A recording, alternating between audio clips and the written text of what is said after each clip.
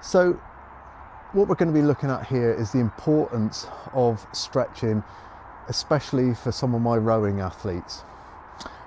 If you're a rower, you're going to spend a lot of time in this position here. Okay, specifically when you're thinking about the finish, you're going to spend time in this position.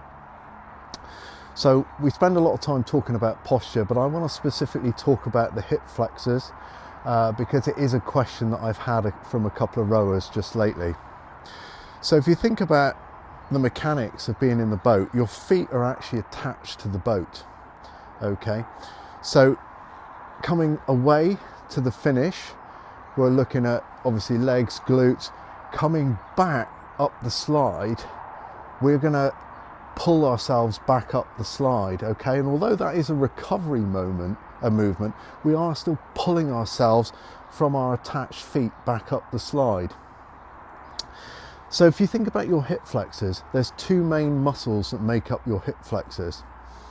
One is psoas major, the other is iliacus.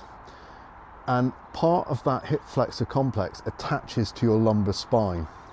So essentially, this is why we went away years ago from doing sit-ups and having your feet held, because when you come up, you're putting pressure on the lumbar spine.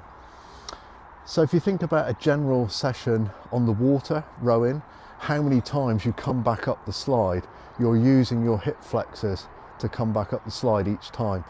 So you will see on my channel there is a hip flexor stretch, and it's really important that you do that, because if the hip flexors get tight, they're going to pull the pelvis out of alignment.